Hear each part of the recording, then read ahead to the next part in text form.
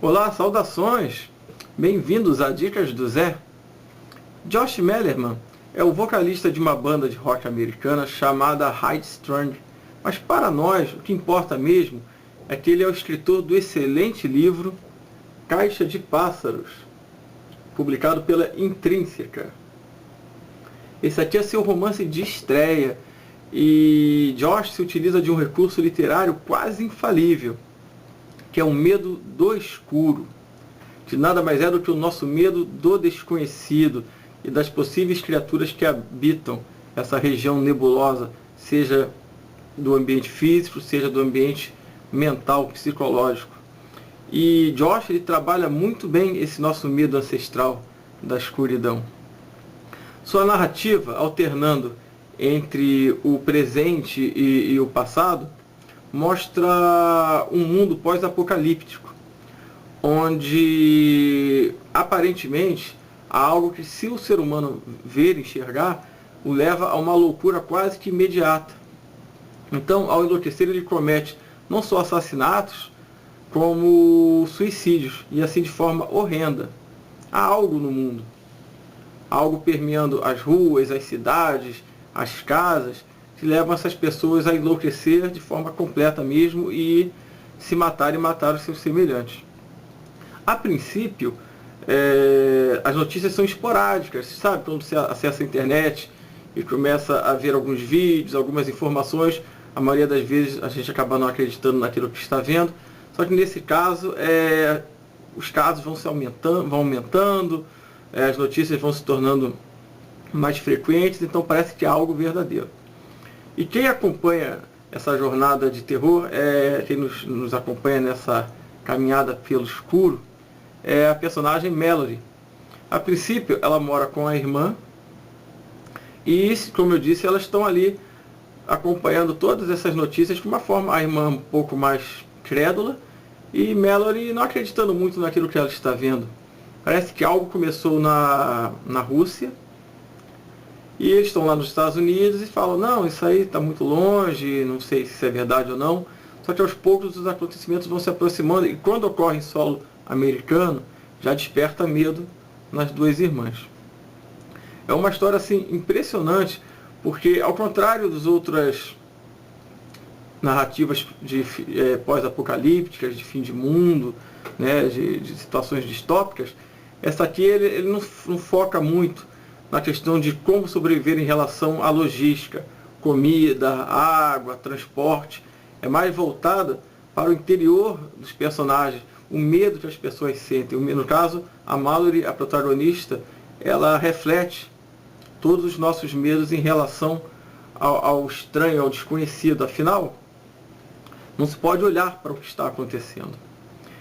Essa narrativa, ela foi sensacional. É um livro que você lê quase sem querer largá-lo, porque você vai ler possivelmente esse livro duas vezes. A primeira vez você vai ler com sofreguidão, ali rápido, vai querer saber o que está acontecendo, e a segunda vez você vai ler tentando já procurar respostas, ver algum indício no início da história. Realmente, Josh Mellerman, esse autor, ele surpreendeu para esse seu livro de estreia mesmo. É uma estreia arrasa quarteirão. Com essa forma de narrativa, alternando o presente com flashbacks, é quase como assim, um capítulo retrata o momento atual e o próximo capítulo retrata a história passada, em flashback. Utilizando esse recurso, ao contrário do que você pode imaginar, que é como se o autor estivesse dando alta spoiler, né? Porque lá na frente você tem uma situação que você sabe que mudou, e quando ele começa a narrar o passado, você sabe que ali aquela situação não vai se manter. Ao contrário de tirar a expectativa, gera ainda mais, porque você vê personagens, você se afeiçoa a determinados personagens nas histórias em flashback, que você sabe que não estão mais lá no presente. Mas o que aconteceu com esses personagens? Eles morreram? E se morreram, como morreram? De que forma? Que erro eles cometeram para não sobreviver? Porque há grupos que vivem em casas, as casas estão quase todas assim, elas são fechadas, as janelas são cobertas com madeira, com cortina, e ninguém pode sair. Para sair você tem que vendar os olhos. Então tem um grupo que assim, são pessoas muito inteligentes e bem cuidadosas. Então eles tomam todos os cuidados para que o que quer que esteja causando essa loucura na humanidade e os levando a se autodestruir, não entre na casa e nem eles possam ver. Porque vislumbrou o que quer que seja, não sabe se são criaturas, ou se é alguma forma de energia, enfim, ainda não há uma resposta. Se você vislumbrar, vamos dizer assim, tal ser, você enlouquece. Então eles colocam venda nos olhos quando precisam sair. E esse grupo, ele é muito bem organizado. Tem o personagem Tom, que é como se fosse um líder natural. E ele toma todas as medidas necessárias.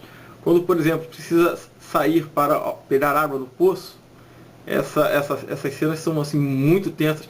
Parece uma jornada ao espaço sideral, uma jornada ao escuro do espaço. Porque eles têm que se amarrar, vendar os olhos. Então um fica conduzindo aquele membro da casa que foi incumbido de pegar a água, e ele vai caminhando em direção ao poço, mas de olhos vendados. Então começa a ouvir, ou imaginar que está ouvindo coisas, passos, galhos se quebrando, ruído na própria água do poço. Então quando ele joga o balde, ele conta quantas vezes tem que rodar aquela manivelinha do poço para saber se o balde chegou lá, e quanto tempo ele leva para dar umas 20 voltas, 30 voltas para o balde retornar. Não que ele precise disso, porque há o barulho do balde caindo na água, mas é quase como psicológico. Não, faltam só 20 rodadas, faltam só 10, ele está doido para voltar para dentro de casa. Então recolhe a água do poço e vem voltando e sempre conversando um com o outro, o que está na porta e o que está do lado de fora carregando a água. E nisso vai ouvindo coisas à volta. Podem ser cachorros, podem ser outros seres humanos que estão enlouquecidos e podem atacá-los, e podem ser as criaturas também. E quando eles entram na casa, tem todo um cuidado, se mantém de olhos vendados, e com uma vassoura, com um pedaço de pau, vão batendo em volta para ver se algo não entrou junto com eles. É aterrador, realmente. É uma história assim, impressionante. E essa questão do flashback mostra o cotidiano dessas pessoas, do Tom, do grupo, onde a Mallory busca refúgio, e lá na frente você não vê mais essas pessoas. Como chegou a tal ponto? Então, ao alternar passado e presente, você vai tentando adivinhar o que está acontecendo. Meu Deus, esse Tom é tão inteligente, houve algo com ele, o que houve com esse grupo? Ele se desmantelou, ou ela se separou por conta própria? Então, essa ansiedade, isso gera uma ansiedade enorme, saber o que aconteceu, por que o momento atual está tão diverso daquela época em que ela estava com um grupo de sobreviventes. Fora as decisões que ela é obrigada a tomar, e é uma pessoa comum, né? Como eu, como você, não é uma heroína treinada que sobreviveu, é da CIA ou é não sei de onde, e que está ali caminhando para aquele mundo pós-apocalíptico como uma espécie de Mad Max. Senão, não é. Uma pessoa comum se viu frente a uma situação completamente aterradora. Os pais dela, por exemplo, e da irmã, moram em outro estado. Então eles se telefonam, mas em dado momento os pais deixam de atender o telefone. Não há nem sequer a possibilidade delas visitarem os pais, ver o que está acontecendo. Porque vai dirigir o que? De olho fechado? Eles até se utilizam de alguns recursos tentando olhar para baixo a princípio, quando ainda estava tudo um pouco caótico, dirigindo olhando para a estrada, só para o chão, mas até isso se mostrou perigoso.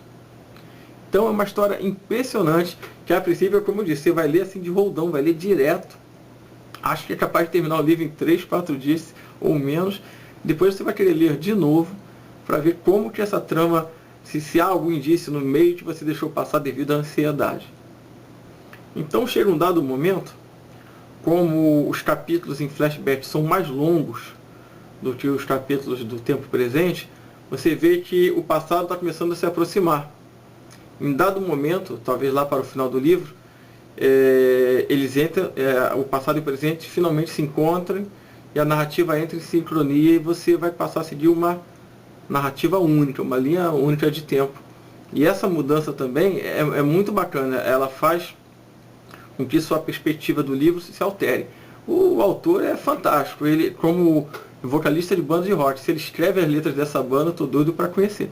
Porque esse livro aqui, Caixa de Pássaros, é uma experiência sensacional e eu posso dizer assim, inédita. Ainda não li um livro com todas essas características que estou falando aqui para vocês, não. Então, a minha dica de hoje, Caixa de Pássaros, Josh Mellerman, da Intrínseca.